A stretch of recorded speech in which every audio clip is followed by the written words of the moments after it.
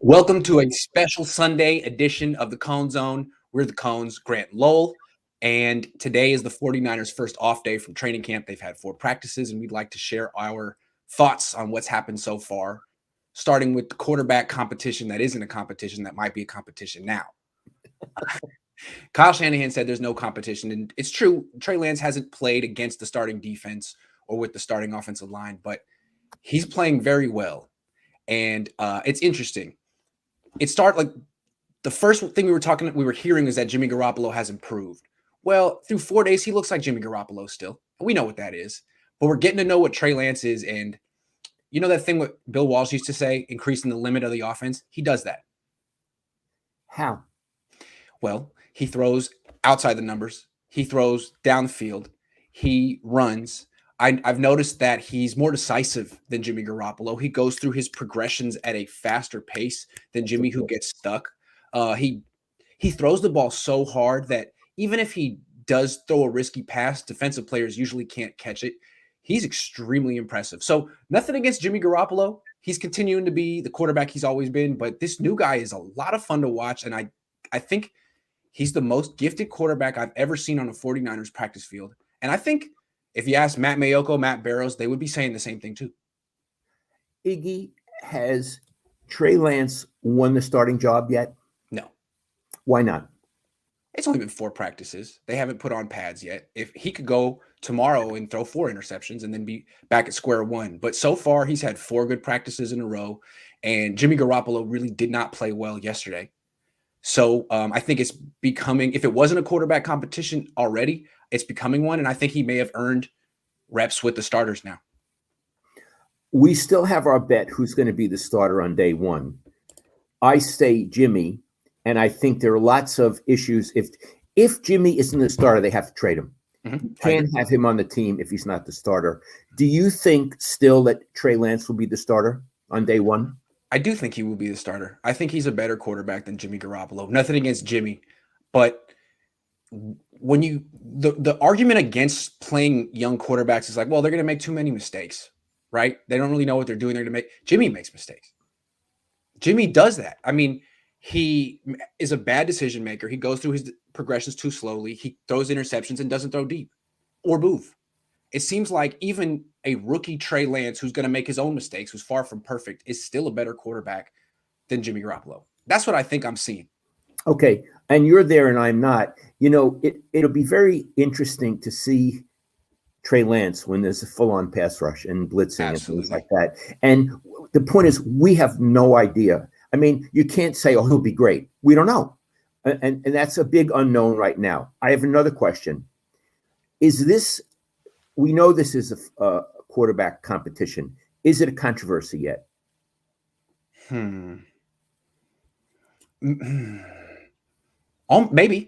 Maybe. I don't, maybe among the fan base, but I feel like in the organization, when Jimmy Garoppolo has one of these days where he throws 2 interceptions, it's deflating. It's like, oh, here he goes again, 30 years old, still doing stuff like this. And I think the fact that they have this guy who's 21, who's throwing 60-yard touchdown passes to Deebo Samuel is encouraging.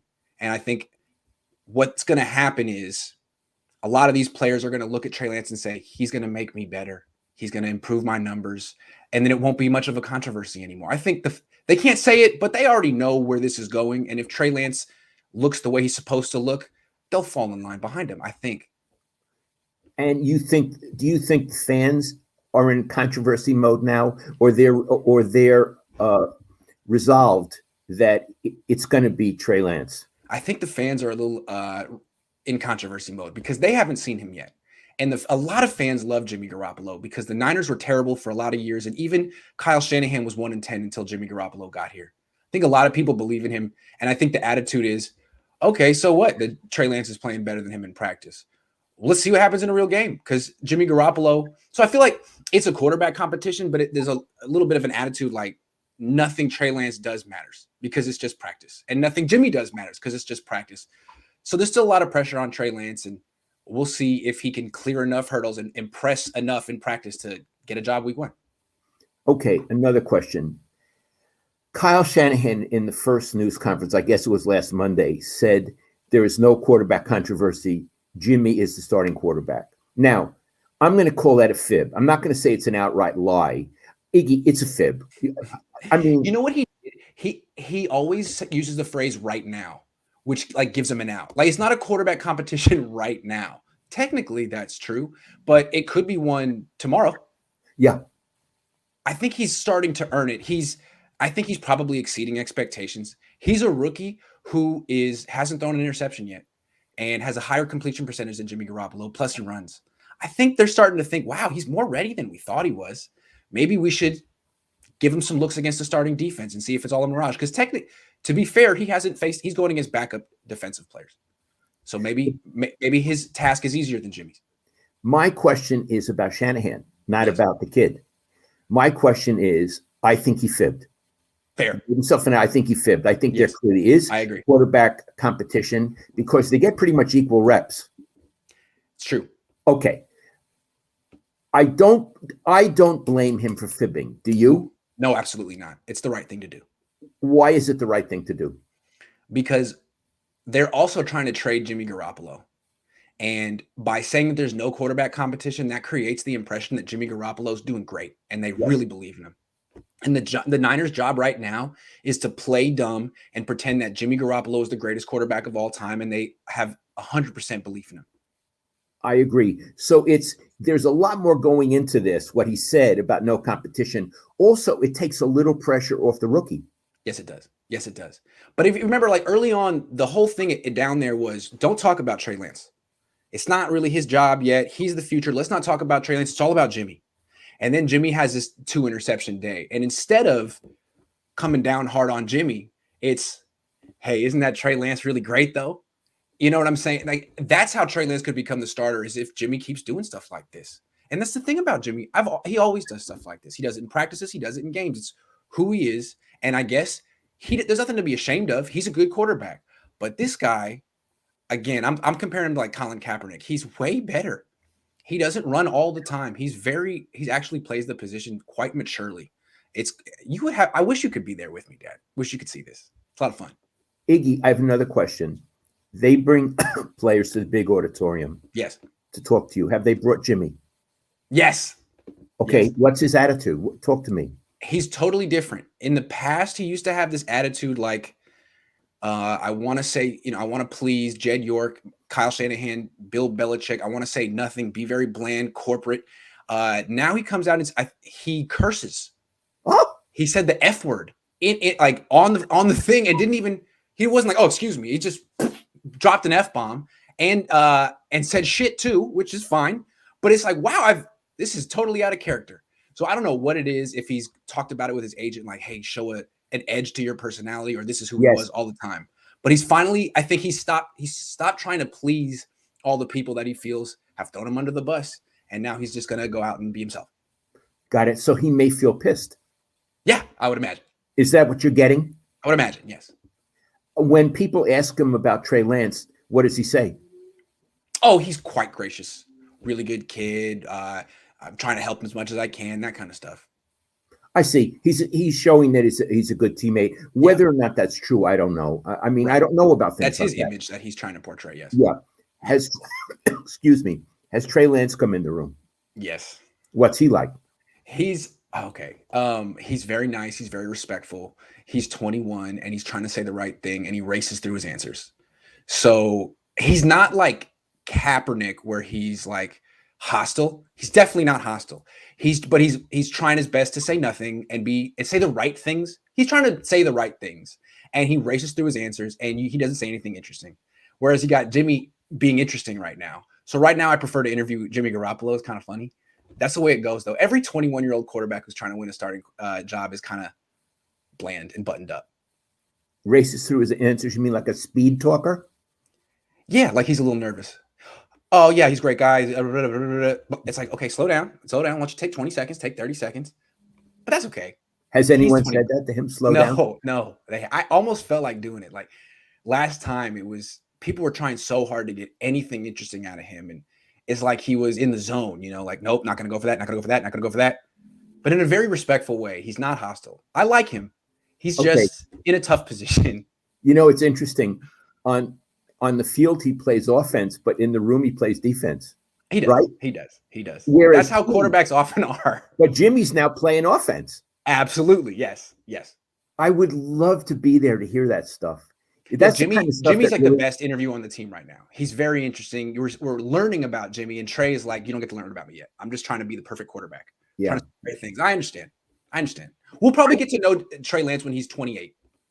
Iggy, I got to tell you, I mean, I'm not a fan, but I guess my heart's with Jimmy. I'd like to see the old, quote unquote, old guy at least make a fight of it. I would like to see that, you know? I would like to also, and to Jimmy's credit, he's doing the best he can, but I think also to expect him to make a big leap or turn a corner or whatever metaphor you want to use is unrealistic. He'll give his best, but we know what his best is. We've seen his best. Yes. Okay. Iggy, I have another question. Sure. And I'm forgetting some stuff. When you interview players now, you're not allowed into the locker room. No. They bring them out.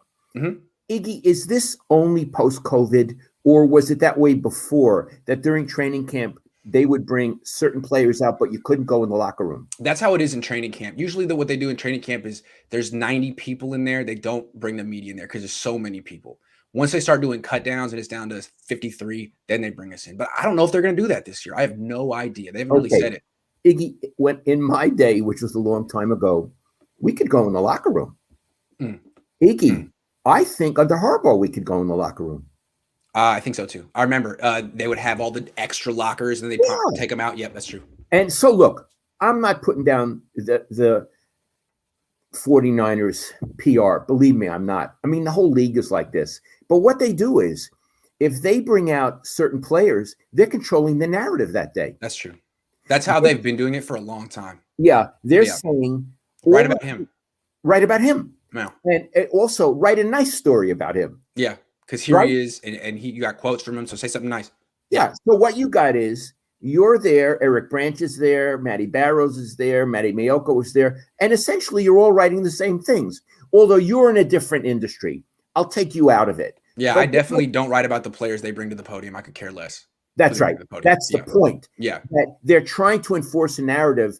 Newspaper people, and Matty isn't a newspaper guy, but in a way Barrows is, and certainly my friend Eric Branch is, and in a way they're telling them what to write. Iggy, that would drive me out of my skull. And you don't even do it. I mean, it doesn't drive me out of my skull because I don't have to do what they want me to do. And I'll just, if they want me to write about these people, I won't write about what I want to write about. And it amuses me that they have no control. Sometimes you might want to write about who they bring in. Yeah, sometimes. But you don't feel obliged to. No, absolutely not. No. I set the narrative down there, not them. You kidding? I got one more question before we move on, because I think there's another quarterback deal. Iggy, now Jack Hammer is down there with you. That's right. He was down one day. He's going to be coming back. He's working on getting that everyday pass, but he's new, but he's going to be there a lot, and he's got a full year credential. Oh, he does have a full year credential. Yeah, I guess like getting him started is the Niners having a little bit of an issue, but he's going to be there again on Tuesday, I think. Iggy, how does it feel to have a pal down there? Weird. I'm not used to it because usually I go there and don't talk. Now, do you and he watch practice together when he was down there? Yeah, and it was great because I really trust Jack Hammer, and he's probably, even in his first day there, he probably saw more than me because he coached the sport, played the sport. I really trust his perception. It was nice. So you have really productive conversations. Did you see that, Grant? Did you see that? Yeah, and he'd be like, "See, that was Garoppolo's second read," or you think stuff like that. It's like, "Oh, yep, good call. That was good." Yeah. So, you know what? Hold on a second. Shout out to you, Jack Hammer. Shout out Jack Hammer. Shout out to you, Jack. All right, let's answer some questions. D Duffy's 777 says, "Hey guys, Cohn's on is my favorite. Guys, are you worried that Debo being leaner, that he won't have the power he had smashing through tackles?" No, he looks like he's in phenomenal shape. Don't worry about it. He looks like the best player on the team right now. I don't think he needs the extra body weight to do his thing. Curtis says, Grant, sometimes football politics gets in the way, and sometimes the better player does not start. See example, Solomon Thomas. Yeah, but it's not like Trey Lance is a second-round pick or a fifth-round pick. He was the third pick in the draft. They traded up for him. They're more invested in Trey Lance than Jimmy Garoppolo. He's going to get a fair shot here. They're not going to hold him down if he's ready. That's all I'm saying. Good point, Curtis. Just one more. Vince says, "Are you excited to see Chris Bryant's debut today? You gonna watch that? What? Chris Bryant's debut with the Giants?" Absolutely not. Raymond says, Kyle says there's no competition, but if you remember, Kittle talked about how competition is good for Jimmy. I guess the team thinks otherwise. No, not the team thinks otherwise. You know what? No one thinks otherwise. There's a full-out competition. Yeah. They all think there's competition. They all know. Yeah. I mean, look, if the 49ers traded up to number 3 and took tight end Kyle Pitts, remember we were talking about that? Yeah. And they said, well, there's no competition between him and George Kittle. It doesn't matter what they say. They just traded up to take someone of your position. Yeah. I think there'd be a competition. Yeah. Look, the best player is going to play. Iggy, look how Aaron Rodgers responded to them drafting a quarterback. Iggy, it blew his mind out his ears. He's still not over it. He's not over it. He'll hold that grudge the rest of his life. That's right. He can't get over it. Right. Wow. So of course Jimmy must be feeling something, and he knows the deal. And what I want is for him to play his tush off, and I want him to win the job just because. Play your tush off, Jimmy. Play your tush off. Play your tush off. Brian says, problem is that if they cut or trade Jimmy and Lance has an off game or gets hurt, then the season is in the hands of Rosen and Sudfeld. Well, that's Rosen and Sudfeld. That's why I think Jimmy should be the starter on game 1. But we've done that. Iggy, don't we have another quarterback topic? Yeah, we do. It's a quickie, but I think it's interesting how Kyle Shanahan is grooming Trey Lance. You're not there, and I think you would find this interesting. We've talked about, like, what is Kyle Shanahan going to do? He needs to have, like, specific stuff in the offense just for Trey Lance. He needs to have a specific vision for Trey Lance. It can't just be, I have a system, play the position like Jimmy Garoppolo. And the first 3 days of camp, that's what it was. Lance didn't run at all. And looking back, I think it's pretty clear the Niners said, you cannot go past the line of scrimmage. The first 3 days of camp, you need to prove that you're a quarterback. You need to show everyone on this team that you can play the position. And I like that in retrospect. I really like that because I don't think Jim Harbaugh ever did that with Colin Kaepernick. I remember watching Kaepernick in practice, and he always scrambled. Ooh. And the starting defense would laugh at him on the sideline. Carlos Rogers, Dante Whitner, they would giggle. And they're like, man, he's not going to win the starting job that way. They'd even yell, we're here to see you throw, Colin. Like, dude, that's not going to – yes, like scrambling in practice, that's not going to get it done. It's practice. Come on, man. Let's say you execute the offense. And he never really could do that. Great runner. Hell of an arm. But never really executed or was forced to. Trey Lance was forced to and did a very good job the first 3 days. And then yesterday, this was so interesting. Okay, so practice starts, and there's the warm-ups that happen every day, and you almost don't pay attention because they're routine. But there's the one part where the quarterbacks are throwing to the wide receivers and tight ends so they can practice their routes, and I noticed that Lance isn't there. It's the other 3 quarterbacks. Lance is with the running backs, and Shanahan is with Lance. It's like, okay, here we go. This is the kind of stuff that Harbaugh did. Harbaugh would have a lot of one-on-one time with Kaepernick because that was his pet project. So, okay, here's Lance, Shanahan, and the running backs working on the zone read, the read option, the play that only he can run and Jimmy can't. And the way the zone read works is you don't block one defensive end. You have him come in, and if he goes after the quarterback, he hits at the running back, or goes after the running back, quarterback keeps it. So the unblocked defensive end was Kyle Shanahan, and he's doing the drill and teaching Trey Lance personally. So they are working on a Trey Lance specific offense, and Kyle Shanahan is the one doing the teaching. So it just shows you how committed they are to him. That is fascinating, Iggy. Yeah. It's fascinating. And so let me finish. So yesterday, he was allowed to scramble. They called the zone read for him, and he just shredded him. He's really big and fast, but he also does all that kind of stuff as a last resort. You'll see him go through his progressions in the pocket quickly, with urgency, as opposed to Jimmy, who you still see like, is he open? No. Yes, he is. Oh, no, he's not. And then he's late to number 2 and late to number 3, and that's where the problems start. I really, really like watching this kid, and it's fun watching them teach him.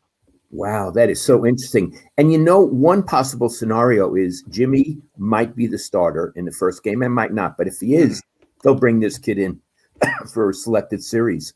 And absolutely, like they did with Joe Montana. Tell me, because this is most people on this thing did not watch Joe Montana at all, let alone early on in his career. He got entire series early on. I believe so. It's a long time ago, but as I recall, he did. Bill would bring him in certain situations to make Joe look good. Yeah, I think some people are like, well, the Niners could use him like the Saints use Taysom Hill. No, No, like they use Taysom Hill as a running back. Trey Lance no. is a quarterback, and they didn't even let him run the first 3 days of camp just to make that point that this is what you are primarily. If they do use him in games, which I think you're right, they will, it'll be for a series. Here's first down, second down, third down. Let's see what you got. And if he does well, maybe he'll earn a second. I have a question. Yes. You said that Kyle was working specifically with Lance Yep. on the RPO. Yep. Have you ever seen him work one-on-one like that with Jimmy? No, I never have. And maybe I've missed it. You know, it's just, I only see training camp. There could be time. I've never seen that. And it's this kind of thing where I saw Jim Harbaugh do that every day. He couldn't help himself to be teaching and be hands-on because he was a former quarterback coach and a former quarterback. But Shanahan is more conceptual with football. He's more of a play drawer-upper and installer. And to see him actually teaching his backup quarterback that he says isn't even competing for the starting job makes me feel like the Niners are at bare minimum preparing a secret portion of their playbook that they're going to spring on people early, or they're preparing their starting quarterback. One way or the other, this guy's going to play, because Shanahan wouldn't waste his time doing that stuff if he was just a project for 2 years down the line. Right. It's fascinating. I'm glad you brought that up because, again, I'm not there. Yeah. And I don't see what's going on. And I think fans should love it, what you're explaining. It's a whole new wrinkle. Right. And remember, there was this whole thing about, did Kyle want Trey Lance the whole time, or did he like Mac Jones first? Ultimately, it doesn't matter. Ultimately, they signed Trey Lance. It looks like he was the right pick. And what I think is happening is that he's exceeding everyone's expectations. If there was skepticism, well, you know, he went to North Dakota State, hasn't played in a year. Everyone's like, geez, he's smart. Wow, he's picking it up quickly. Look at this kid. I think even if there's anyone who was skeptical of him, players, coaches, like, why did we do this? Oh, I haven't seen a quarterback like this around here in a long time. I got another question. When Shanahan was working with Lance, did Jimmy glance over? He may have. I should have looked. You would have looked. He had his back to him, and they were throwing the other way. So he may not have had an opportunity to, but probably I would have followed him. Believe me, he was aware of it. Oh, yeah. Yes. Right. And I remember that because back when Alex Smith was the starter, Harbaugh would spend so much time with Kaepernick in practice. Like, man, well, I guess we know who his favorite is. And so when Kaepernick had that one good game, I knew what Harbaugh was going to do, that he was going to make the switch. He'd been waiting to make it. And finally, I think what these coaches secretly, they don't want to make decisions. They want it to just the decision to make itself. And Harbaugh let it happen with Kaepernick that way. Maybe Jimmy Garoppolo will make this decision easy on Kyle Shanahan. He did yesterday. Jimmy needs to stop doing that, the interception stuff, because Trey doesn't do that. He hasn't done it. Hasn't done it yet. Hasn't done it. Didn't do it in college either. He hasn't did it. Jimmy. I'm just, I've been around a long time, and I'm, in this regard, a little slower to judge. There's a lot more going on. It's true. I get it. All I'm saying is I'm down there, and I was watching it with Barrows and Mayoko yesterday. I don't mean to speak for them, but we're not experts, but we have a lot of experience watching practices on that field and a lot of like things to compare it to. And I just had a feeling that Mayoko and Barrows were very, very impressed the way I was. Like, man, I haven't seen something like this in ever. Hey, I haven't seen something like this. Were you it's just practice. Were you chatting with the dude? Yes, I was talking with Maddie yesterday, and I was, he was so blown away by Trey Lance. He was like, whew. Really? Yeah. I'm telling you, Dad, like I wish you could be there. It's a lot of fun. This kid's a lot of fun to watch. You would really appreciate him because he's an athlete, but he plays the position the way Bill would want him to. Like Steve Young wasn't just scrambling around all the time. Well, he was, and they got angry at him. Exactly. And Lance, it's like he understands that he needs to play it a certain way, even though he could play it differently. I appreciate it. Hey, Iggy. Yes. When early in his career, Steve was running too much, McKittrick used to come to me and complain. Yep. We don't know where he is. How do we block for him? My offensive line doesn't know what to do. Yep. They don't. He's just running, and he was really down on Steve. Ultimately, of course not. Steve was great, but at first, yes. Let me tell you something subtle that Trey Lance does that I like. A lot of running quarterbacks, Kyler Murray, Russell Wilson. When there's pressure in the pocket, they back out of it because they're so quick. But what Trey Lance does is he steps up like a big guy, like Ben Roethlisberger, like Tom Brady. He steps up in the pocket. He wants to throw. And he had, like, to me, Kaepernick always had this attitude, like, I want to show you that I can play quarterback my way. Trey Lance's attitude is, I want to show you that I can play quarterback the correct way. Yeah, I'm a great athlete, and I can do that too. But I want to show everyone that I can play quarterback the right way. And I love that. You would love it. You would love it. But it's okay. I know you're Team Jimmy, and you got a bottle of wine riding on this, and we're both basically just rooting for ourselves to win this bet. That's what's going on here. Yeah, in fact, my whole life depends on it. It does. It does. Let's answer some questions. Addie says, why do you think the Patriots can't move away from Mac Jones to sign Jimmy after the Cardinals moved on from Rosen? Well, Rosen crashed and burned on the Cardinals. Mac Jones seems to be getting good reviews. It seems like maybe the Patriots may not be interested in Jimmy Garoppolo anymore. We'll have to see. But there may be a market for Jimmy if Trey Lance wins the job. Houston seems more likely. Hold on. Got a lot of. Jason says, can Lance solve the Niners' red zone issues? Maybe. Absolutely. Mobile quarterbacks always help in the red zone. Preston says, how plausible is it that the Niners trade Jimmy to Indy or Houston and then turn that draft capital into a trade for someone like Xavier Howard?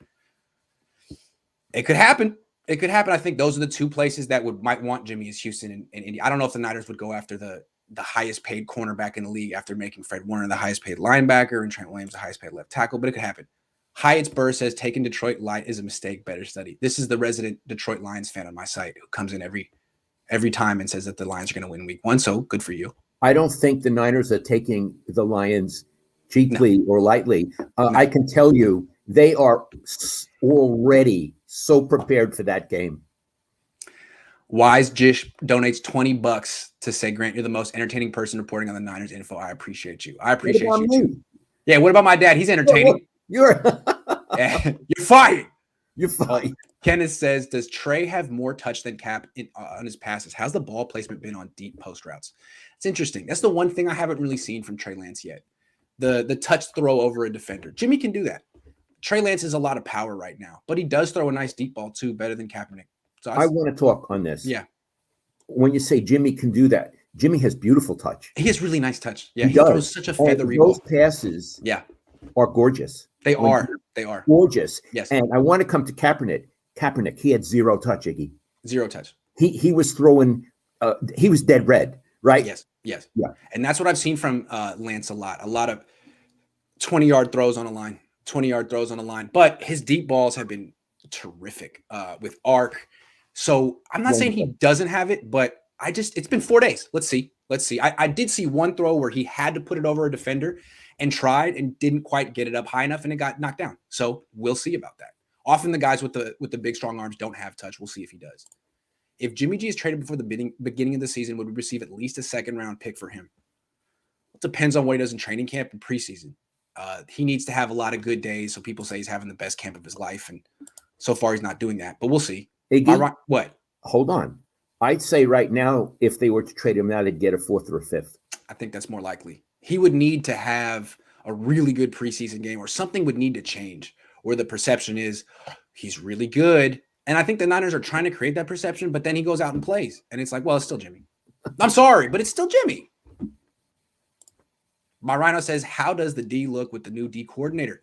Best in division again? Thanks. You know, the defense is missing 6 starters right now.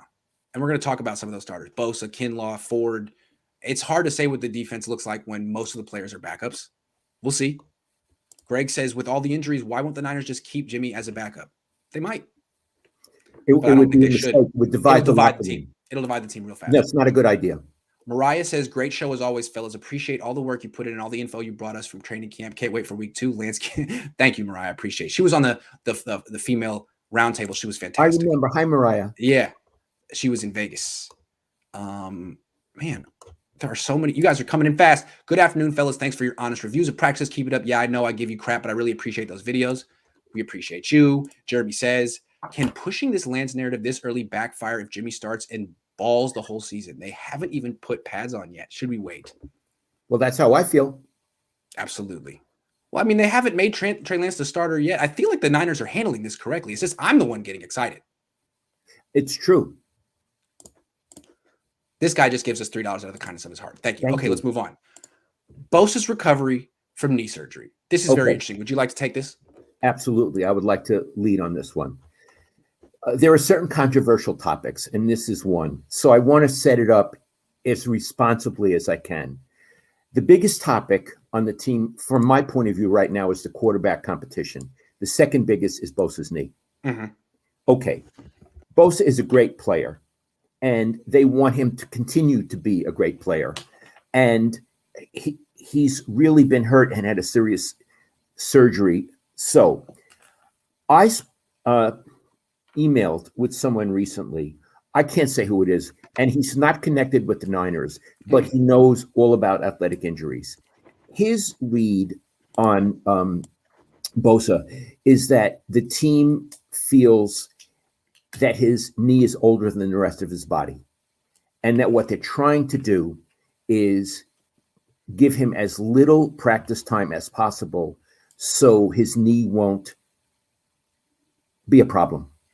And I wrote that in a tweet. I didn't ascribe it to anyone, but I got it from an expert who is not associated with the Niners and has not examined Bosa. Of course. And a lot of people got angry at me, which is fine. What the hell? You put that stuff out there. But then, Iggy, yesterday, your friend, Dr. Nirav Pandya. Who's the best? And what a lovely man. And he wrote on my Twitter that he didn't think that was quite accurate, that when someone comes back from an ACL, that the first 3 to 4 months after they actually start practice are very, very serious. And you want to, he used the word load, which he had used on a video with you. You want to limit their practice load so they don't get sore and perhaps re-injure. And Nick Bosa spoke a couple of days ago and said he was feeling soreness. He was feeling soreness. That's interesting that he was so honest. So what the Dr. Pandya said is, don't read too much into it because it's standard practice to limit the load. So what I want to say is, I maybe he doesn't have a knee older than his body, but what I think we could agree on, Iggy, is that he has a knee that's an issue.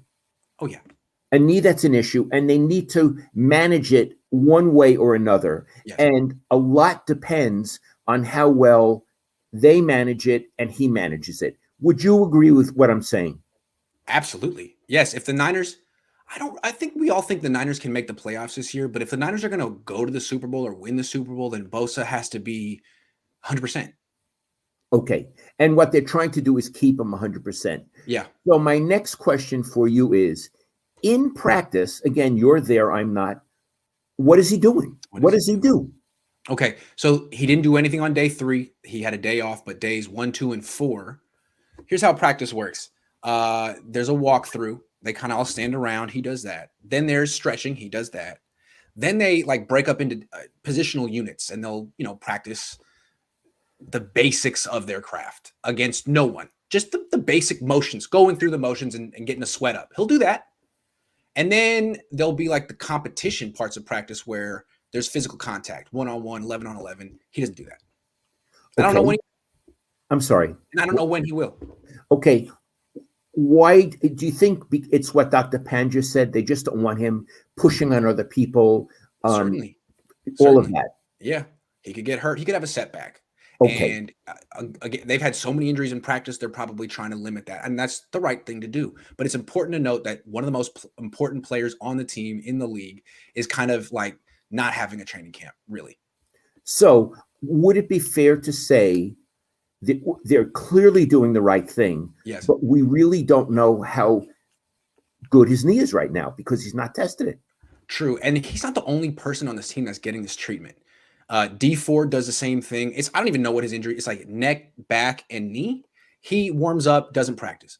Javon Kinlaw, same thing. First round pick last year, has an arthritic knee, had a knee scope this year to clean it out, re-injured it traveling this offseason, participated in OTAs, got hurt, now is doing the same thing as Bosa and D Ford. That's 3/4 of the starting defensive line. And then there's this third round pick from a couple of years ago, Jalen Hurd, who tore his ACL last year. He missed the last 2 practices, wasn't even there, God knows what's going on with him. So there's like 4 or 5 guys who are getting like kid glove treatment. I heard you haven't even seen. No, oh, there's one more guy getting the maintenance treatment. George Kittle. Ooh, let's talk about him, Iggy. This is actually the most important because Bosa, he's right on schedule. He tore his ACL less than a year ago. He's back on the field. Kittle didn't tear an ACL. Kittle broke his foot, and then he came back and played 2 games and looked healthy. And now he's getting maintenance days as if, I mean, I don't know what the hell a maintenance day is. To me, it indicates there's some kind of soreness and they're trying to make sure it doesn't become something bigger.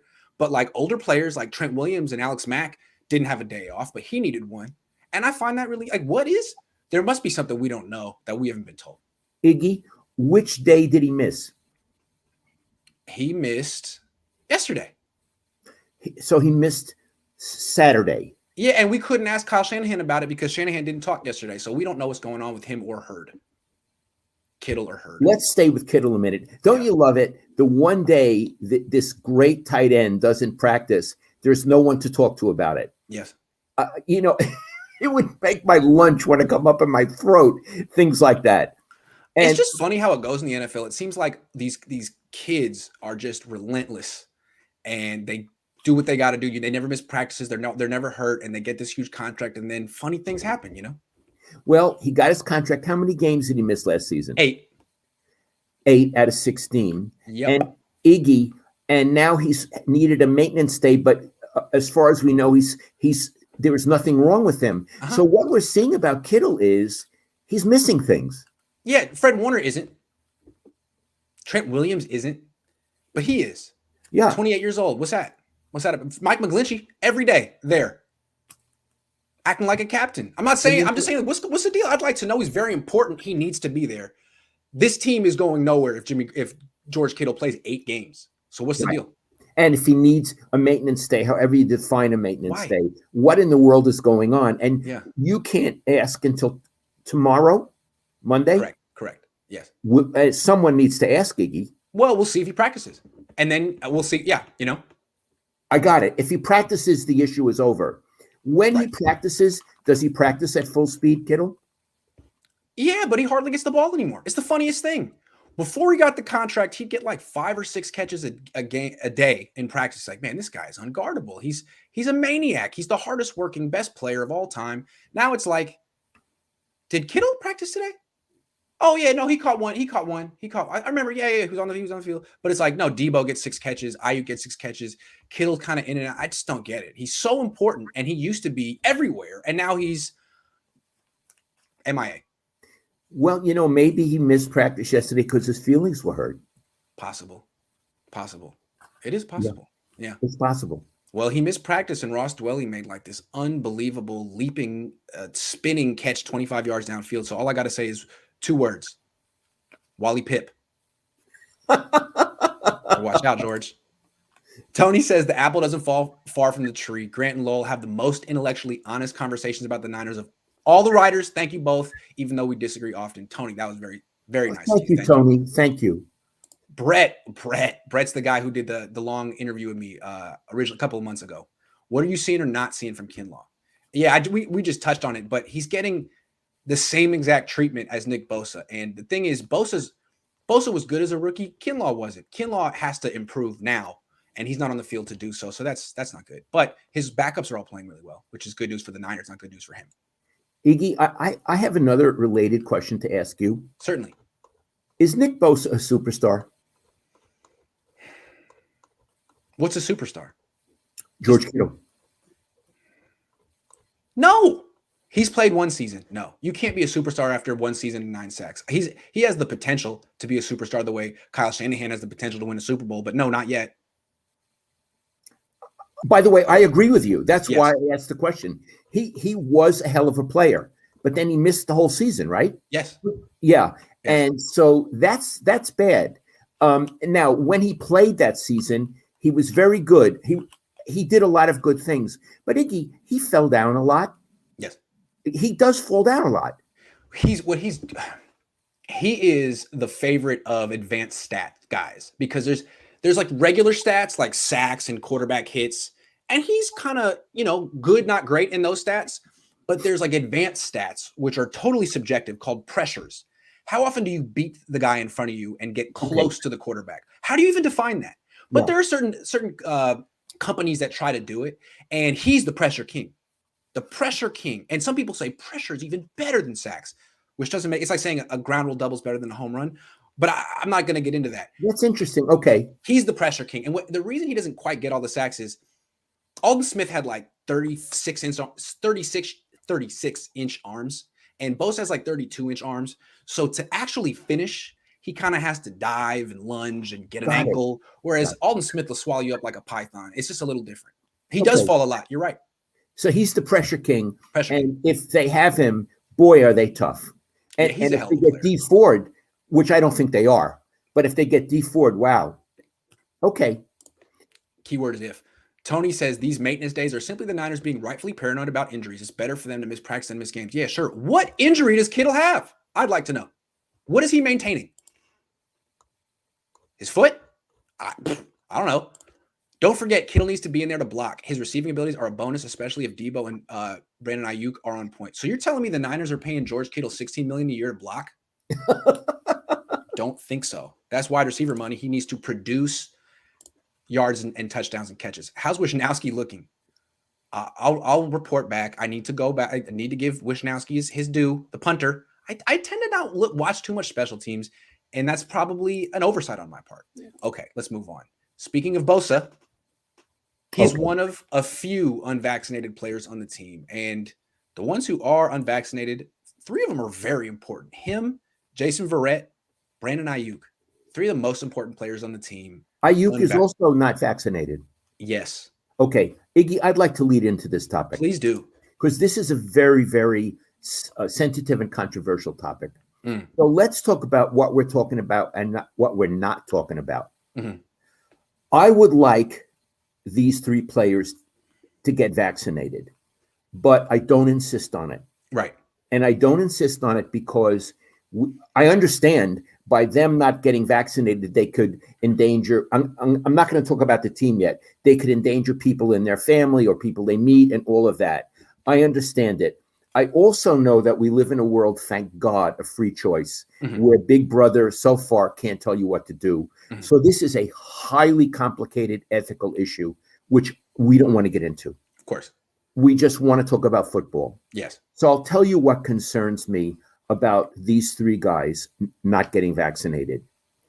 If, God forbid, there should be an outbreak of COVID in that locker room, what I know from what I've read, Iggy, is that they would forfeit a game, and I think they would have to pay the expenses for the traveling team or the other traveling team. Yep. Yeah. So it's a big deal. It's an L. It's an L, and it's a big deal.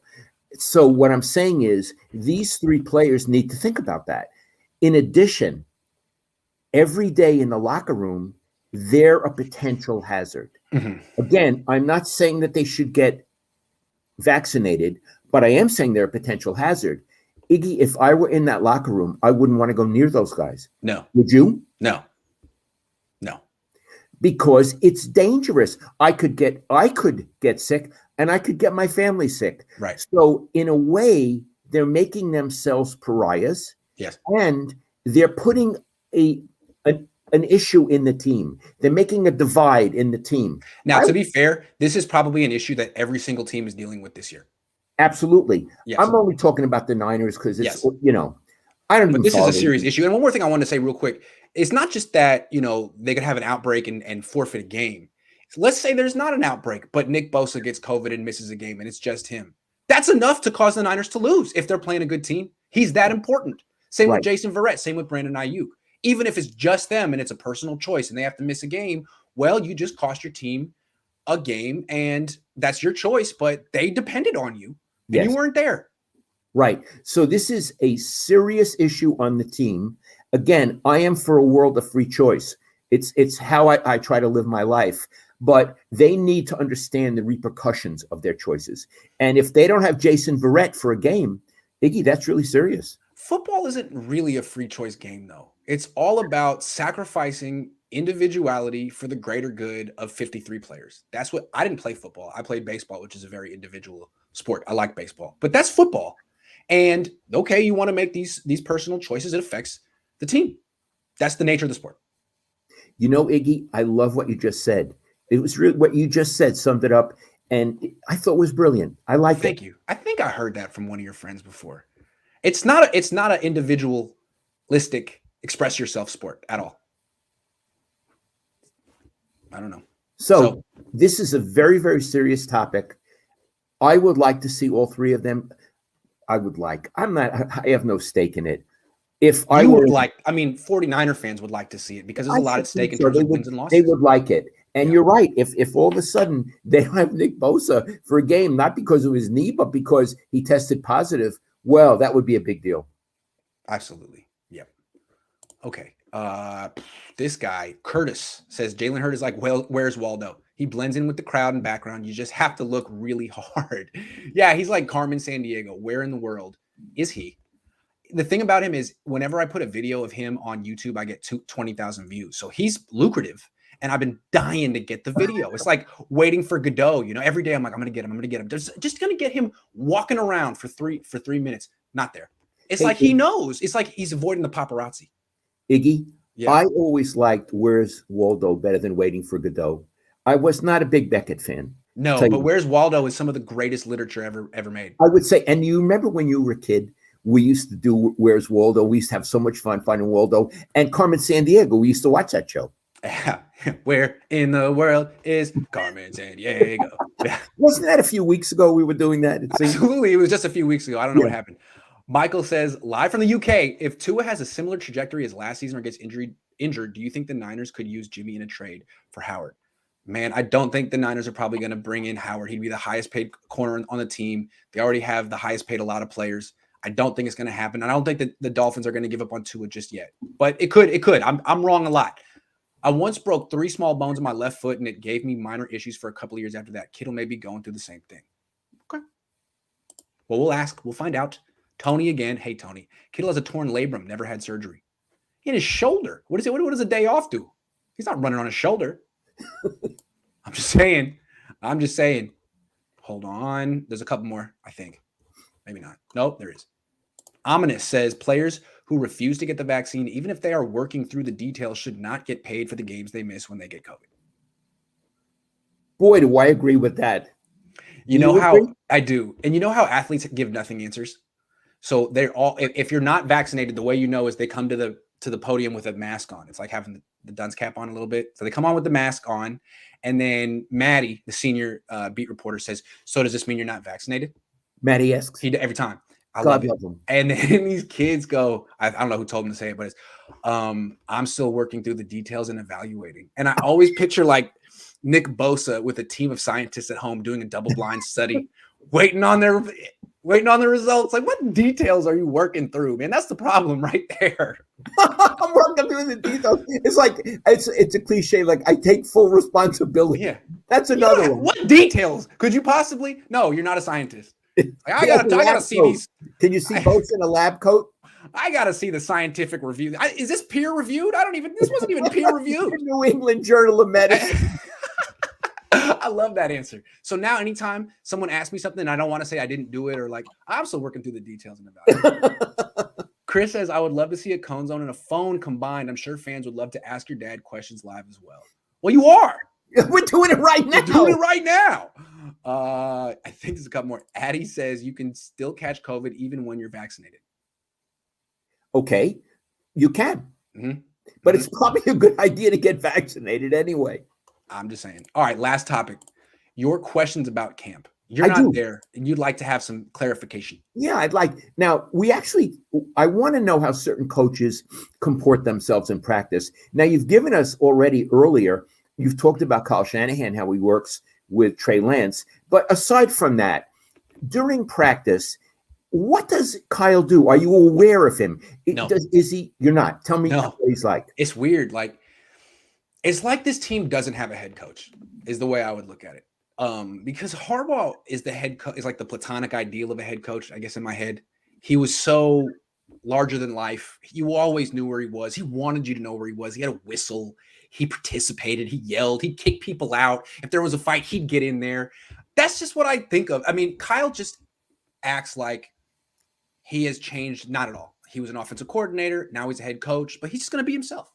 And so he's quiet. He talks to John Lynch. People come to him. He's a cool guy. He's down to earth. And he's talking on his walkie-talkie to call plays into Trey Lance. He's doing a lot of quiet talking to his quarterback during practice. I mean, when he's not with the quarterback coach. Does he have a whistle? No whistle. No, he's very quiet. Whistle? I never hear his voice. Only time I hear him is if the Niners like go off, have a false start on offense, and he calls him back to the huddle. He might curse, but really, you never hear him. He's very low key. Maybe the beat writer should get him a whistle. He needs a whistle. Harbaugh wore cleats. He was out of his mind. You gotta love it. You gotta love it. He really wanted to be part of the action. You know, Iggy, when I was a kid, I had a whistle and a yo-yo. Yo-yos were fun. Could you make it sleep? Could you make it sleep? Could you walk maybe he need? I could barely make it sleep. What I'm saying is maybe Kyle needs a whistle and a yo-yo. We should get him a whistle and a yo-yo. Your whistle and a yo-yo. Okay, I want to compare that to Bill Walsh because and George Seifert. Bill Walsh, he was yelling, and he didn't yell at the players. He yelled at the coaches. He would embarrass coaches in front of coach and he would curse. He would curse all the time. I'm not going to do it. Is that coaching? Is that the best you can do? And he would. And if Jimmy Ward can curse on my channel, I'm going to let you curse too, but no one else. No, I don't want to do it. Okay. But in any event, he would embarrass the coaches. And by the way, the coaches didn't like it. Someone would tell me like, "What the hell was that? Why are you showing me up?" Yeah, showing me up. And his alleged theory was the players would feel responsible that he showed up the coach and they would try harder. Also, Seifert used to yell. You always think of him. One time, I think I told you, they let us out early, like dogs from a pen. They let us out early one day during the season to practice. I guess McKittrick didn't get his players over there fast enough. Well, as I'm walking out, I hear George Seifert yelling at Bob McKittrick, a former Marine. Where the hell are your players?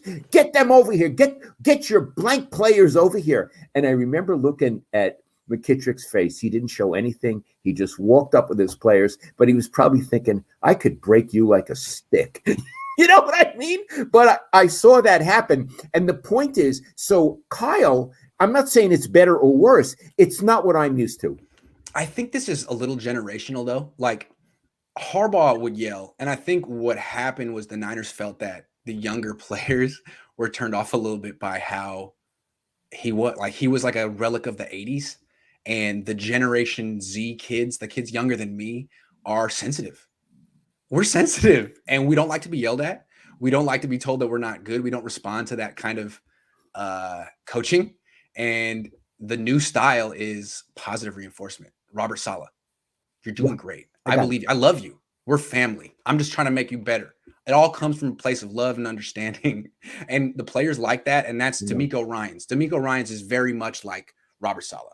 Tell me about his demeanor, D'Amico Ryans. He's like the same size as Robert Saleh. Big linebacker type guy that looks intimidating, but is smiling. He's laughing. He's constantly praising, constantly celebrating with players like he's one of them, and that really plays well with today's athlete. I never saw a coach get players to play harder for him than Robert Saleh. Well, let me ask you about Ryans. Yes. During practice in these last few days, can you hear him? No. He's quiet too. It's like the team doesn't have a head coach, and I know they do, but just from what there is not one big voice at practice. There is no voice. Interesting. Kyle's talking quietly on a walkie-talkie, and D'Amico Ryans, I don't know, maybe Robert Saleh, there are no yellers. There's one yeller and screamer on the team, the D-line coach, and it's almost like a caricature. He's just yelling. Ah! Like I was like, oh, there he goes again. That wasn't a word, actually. Now, where does Ryan stand? Interesting. He makes the rounds among the defense. He's the former linebacker coach, and I see him kind of gravitating to the linebackers, but he needs to hang back and watch the whole thing. That's what Saleh did. So he's learning, but he gravitates to, I want to teach, I want to participate, which is fine. He was a very good linebacker coach. He developed Fred Warner, but now he's a D coordinator. He needs to remove himself. Okay, I got another question. In your reports, you sometimes say a running back ran up the middle and he ran for 15 yards or 20 yards. Iggy, how do you know? I mean, they don't tackle, so how do you know how many yards he got?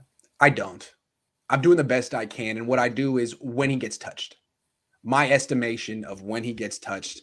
But that's not football. I mean, you see people break tackles all the time. I'm just trying to give as much detail as possible, and that's kind of a little bit of a embellished detail. It's a guess. It's a guess. But I think people would appreciate a guess as long as they understand that's what it is. So sometimes they break through and don't get touched for a while. Yes, absolutely. Yes. Absolutely. Okay. Yes. My next question, when there's a run play, do the O-line and D-line actually hit each other?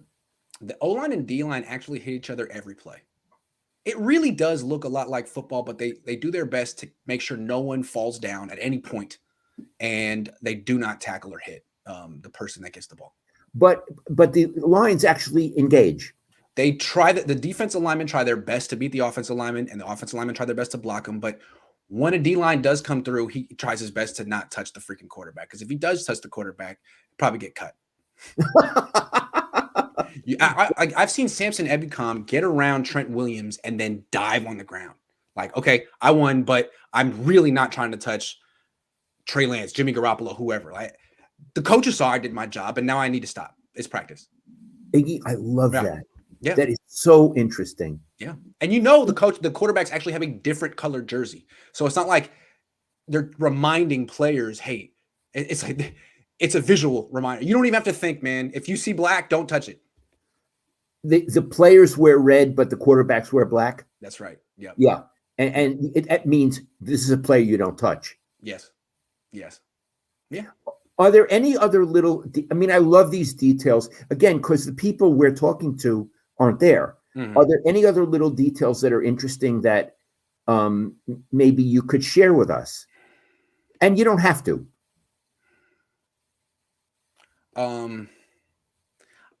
Okay, I just in general, the thing that I'm most in awe about during these practices is when the offensive lineman and the defensive lineman hit each other.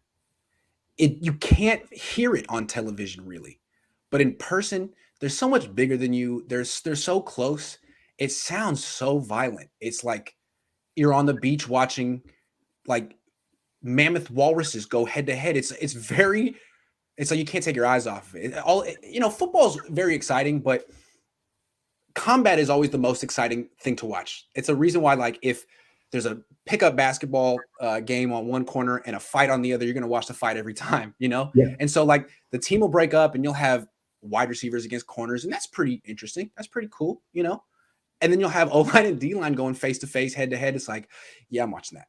So it's like – it's a human reaction thing. It just steals your attention, and it's fascinating. And it really reminds you how vicious and violent the sport is. I love it. It's really interesting. I'll tell you one other thing that's so silly that I used to notice that, and this is nothing like what you're talking about. They have these big water jugs, at least they did when I was there, with these hoses that come out. Yeah. And the players that's right. Squirt the water in their mouth. That's right. Do they still do that? I don't. They used to do that. I'll look at the water situation and see how they do it. It's a good question. They used to also have cold tubs outside that all the people would get. Remember the cold tubs? Steve Young, see those anymore. Do they not have them anymore? I don't know. Maybe they're inside. I don't see the cold tubs anymore. Maybe. Yeah, Steve Young used to sit in the cold tub, and he'd be in the cold tub, and I'd be interviewing him. It was weird. Would you ever get in the cold tub? Iggy with the spritzing it in the mouth, and it showed how important hydration is. Mike McGlinchey said yesterday that he loses 10 to 15 pounds of water weight in a practice. Isn't that amazing? Yes, absolutely. That's why it's silly, but in that sport, water is so important. That's what he was saying. He's like, I could easily lose 15 pounds of water in a practice, so I really need to make sure I'm drinking a lot. Imagine having to be 320 pounds. It must be so hard to keep that up. Yes. So hard. Anyway, by the way, Mike McGlinchey came out and spoke yesterday. And it was the first time I was face-to-face with him since I really took it too far. And I asked him 5 questions just to give him the opportunity to tell me off if he wanted to. He didn't. He was really nice. He answered all my questions. He's a very professional, nice guy. And all the things. I think he's a good guy. And I think you could get on with him. I think so, too. He's a good guy. And look, the video I made of him last year, I wouldn't take that back. That was a good video. But what I've learned is you don't need to make the same point about a guy for 6 months. You can just let it go after a week. And that's what I regret. I really, the whole year, I wouldn't let it, I wouldn't stop. So anyway, he didn't seem to hold it against me. Also, Armstead came out and I asked him a bunch of questions too, and he gave me thoughtful answers. So moving forward. And you assume they know who you are, Iggy? Yeah. Yes. Yes. I would assume so. Yeah. So that was nice. Just want to say that. All right, we got a couple of questions real quick. Tony says no one is acknowledging the political aspect of not getting vaccinated. You know, I'm not confident of talking about politics.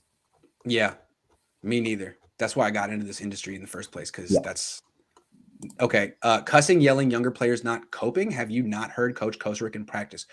He gets the most from his players. He's constantly hugging his players. They talk about how positive and yeah, he raises his voice and he uses curse words, but he doesn't curse at players. It's a difference. He uses curse words. He doesn't curse at them. He's positive. Jeremy says, what's both of your ratings on Kyle's leadership thus far?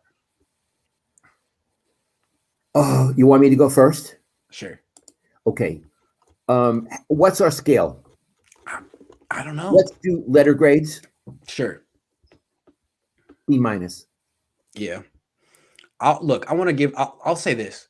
For training camp so far, I'm going to give him an A. I think he's handled training camp perfectly. He needed to change something about his practice schedule to address the injuries. He has. He's going very soft on a lot of these players. He had to do something differently, and he hasn't gotten a bunch of players hurt so far. Also, the way he's handling Trey Lance has been exemplary. The decisions he's made through the first week of camp are A+. I'm going to give him an A+ so far. He needed to make some changes. He is. But he's got a lot to prove still. Yeah, I mean, Iggy, you're making a really refined and great point. Leadership. B- is fair. B- is fair. But I think in his career as the Niners head coach, I think B- might even be generous. He has a losing record. He's a losing record. Yeah. Yes. All right. Well, that's the show today. This was really fun. I enjoyed these topics. Thanks, Iggy. I love you. I love you too. Thank you very much, everyone, for watching. I'm going to take the rest of the day off because I'm surprisingly exhausted. I've been working about 15-hour days the last 4 days, and I haven't seen my wife, and I'm going to hang out with her, and then we're going to go hang out with you. Iggy, may I call you in a minute or so? Absolutely. Okay. Love you, Dad. Thanks, everyone. Thank you.